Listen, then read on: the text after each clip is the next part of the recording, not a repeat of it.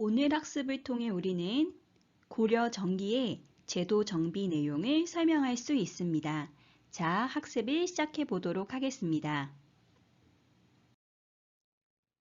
중앙정치조직이란 나라를 조직적이고 효과적으로 운영하기 위한 기구를 설치했다는 것입니다. 현재 우리나라에서는 그림과 같이 대통령 아래 여러 부서가 조직이 되어서 각 기관이 나라의 운영을 맡고 있는 것과 유사합니다. 고려의 중앙정치조직은 이성육부였습니다. 사실 발해의 삼성육부는 당나라 제도를 좀 따온 거잖아요. 여기도 역시 당의 영향을 받은 거죠. 그런데 당나라는 삼성이었는데 고려는 이성, 하나를 축소시켰습니다. 중서성과 문화성이 있었는데 중서문화성 이렇게 하나, 그리고 상서성 이렇게 하나, 그래서 중서문화성과 상서성, 이성이 되는 겁니다.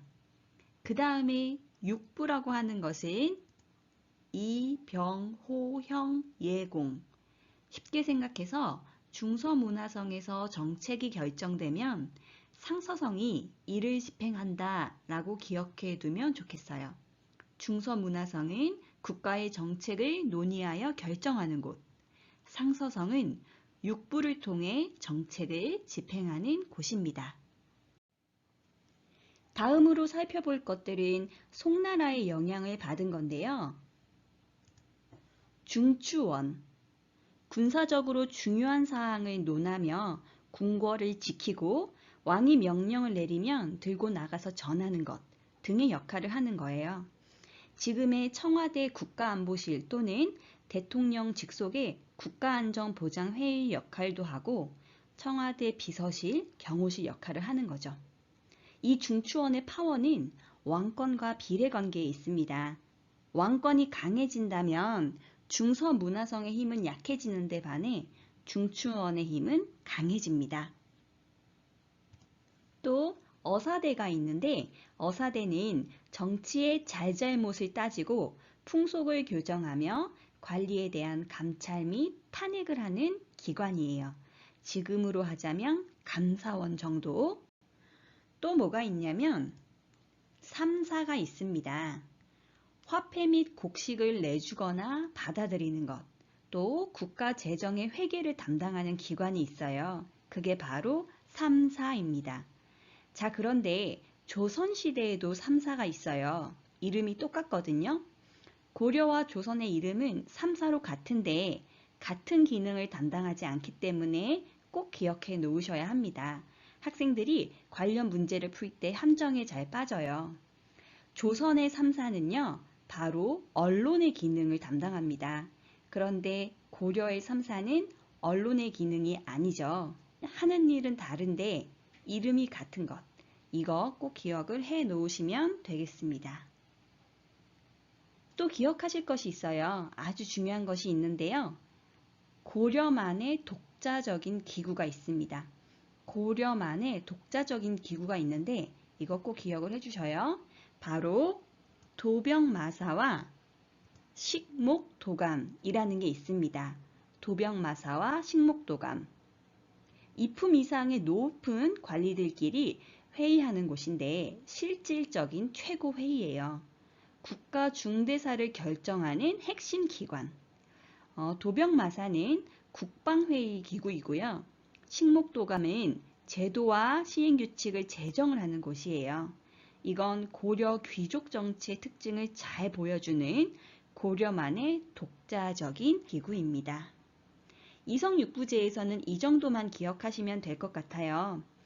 중서문화성과 상서성은 당나라의 영향을 받았고 중추원, 어사대, 삼사는 송나라의 영향을 받은 건데 도병마사, 식목도감은 우리 고려만의 독자적인 것이라는 사실을 기억해 주세요. 다음으로 살펴볼 것은 고려 지방행정조직입니다. 지방행정조직이란 지방을 조직적이고 효과적으로 운영하기 위해 행정조직을 설치했다는 것입니다. 현재 우리나라의 행정구역은 1개의 특별시, 6개의 광역시, 8개의 도, 1개의 특별자치도로 구성되어 있는 것과 유사합니다. 자, 지방입니다. 지방은 또 어떻게 관리해야 될까? 몇 차례 변화를 거쳐 정비가 되었는데요. 성목 때는 12목이었다가 현종 때에 5도 양계 체제로 바뀌게 됩니다. 5도는 행정적 성격이고요. 양계는 군사적 성격을 띠고 있습니다. 이원화된 행정 조직인 거죠. 그 외에 수도인 개경과 그 주변을 묶어서 경기라고 했었습니다. 지금으로 따지면 광역시에 해당되는 3경은 처음에는 개경, 서경, 동경이었는데 문종 때 한양을 남경으로 승격시켜요. 이에 따라 동경이 사라지고 그 자리에 남경이 들어가서 3경은 개경, 서경, 남경이 되었다는 것을 기억해 주세요. 자, 5도는 전국을 5개의 도로 나눈 거예요. 우리도 지금 경상도, 전라도 이렇게 나눴잖아요. 여기도 마찬가지로 서해도, 양광도, 교주도, 경상도, 전라도 이렇게 5개의 도로 나눈 거예요. 5도 아래에는 군현이라는 것을 설치하여서 지방관, 수령을 파견했습니다. 문제는 뭐냐 하면 이 지방관이 아직은 전국에 파견된 것은 아니라는 거예요. 5도 아래 군현을 두어 지방관을 파견했는데 그게 전국은 아니었습니다. 조선시대는 되어야 중앙에서 지방관이 전국에 파견됩니다. 그래서 조선시대 때 중앙집권체제가 완성되는 거예요.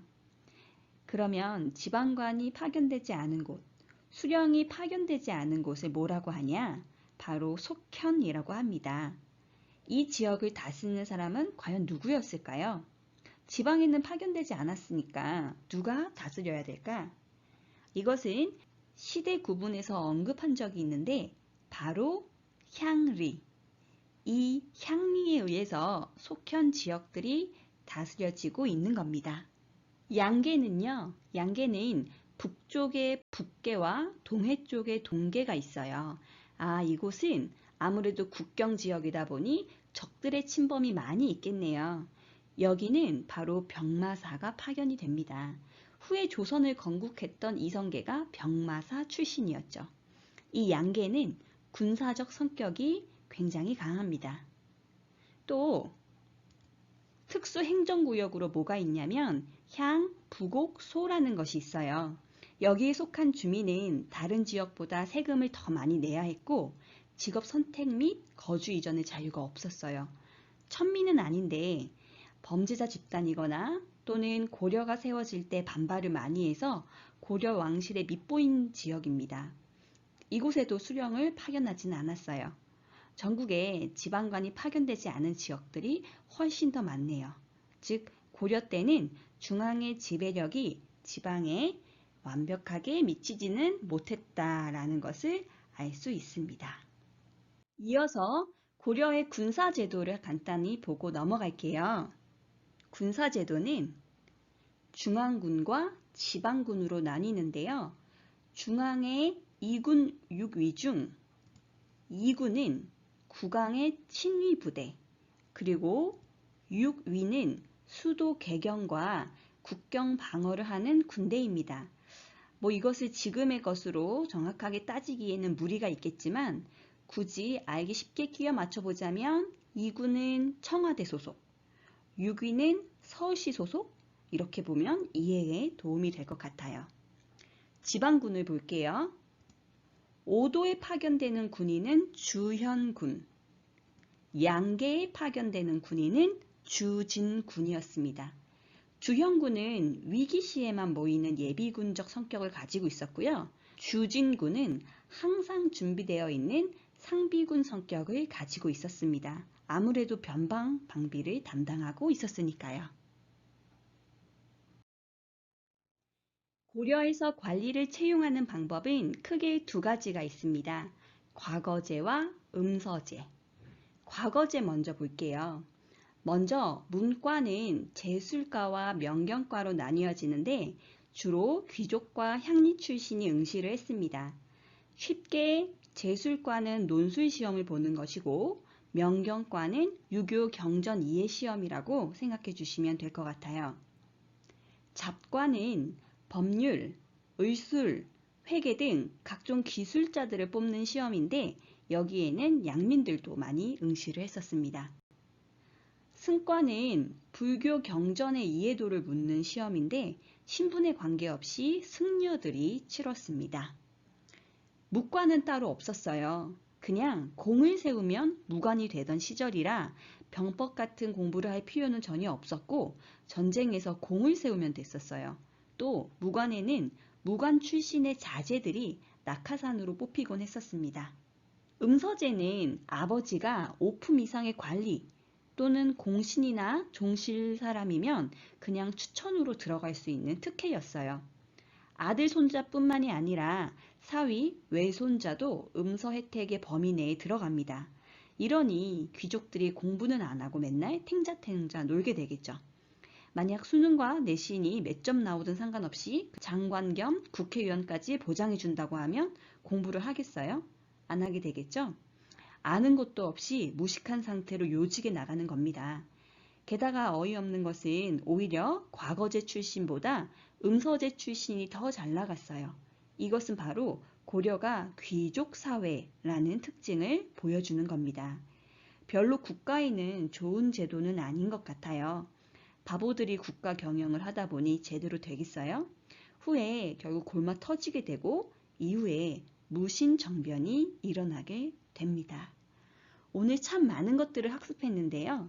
다시 한번 반복해서 시청해 주시기 바랍니다. 학습하신 여러분 수고하셨습니다.